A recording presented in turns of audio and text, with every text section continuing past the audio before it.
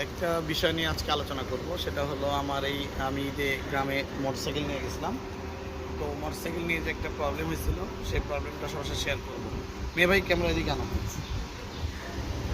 এই যে আমার এই মোবাইলতলা, আমি সবসময় এটাই লক করি, সাথে এখন নতুন আমি এটা কিনছি। তো আমি ঈদের গ্রামে যখন গেছিলাম মোটরসাইকেলটা নিয়ে, ঈদের আগের দিন রাতে আমি চালাই এসে এই লকটা আমি করছিলাম হচ্ছে এই জায়গায়। মেয়ে ভাই ক্যামেরাটা ভালো করে এই জায়গায় ধরো।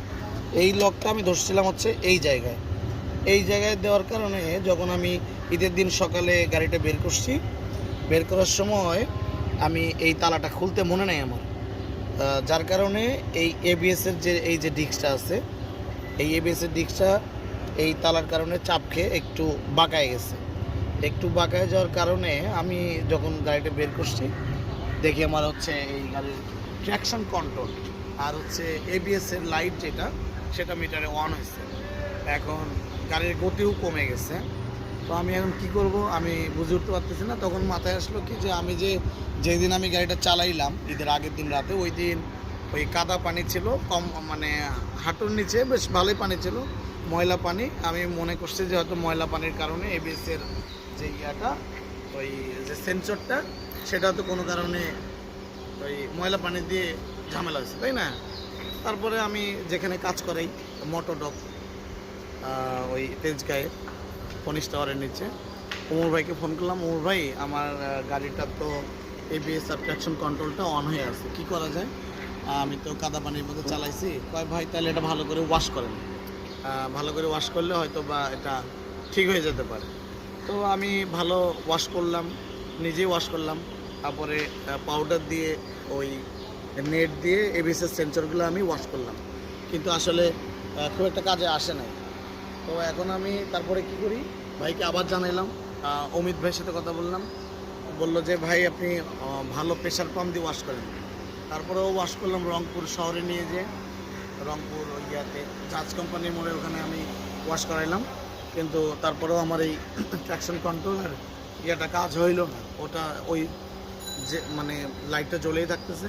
মনটা ভালো নাই যে আমার রংপুরে অনেক ঘোরার কথা ছিল, অনেক জায়গায় যাওয়ার কথা ছিল, সাথে আমার মিয়া ভাইও যাওয়ার কথা ছিল।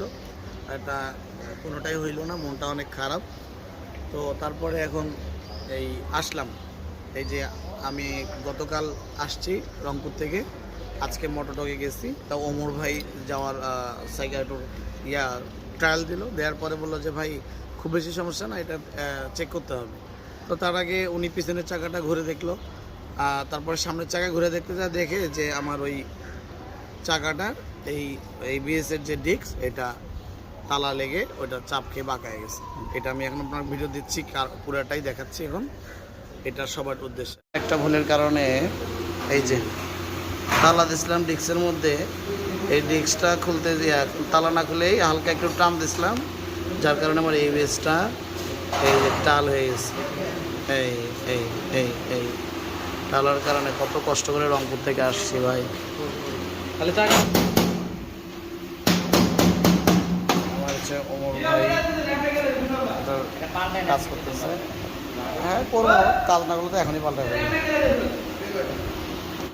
আমার গাড়ি এখন কমপ্লিট, ওমর ভাই ট্রায়াল দিতে যাচ্ছে।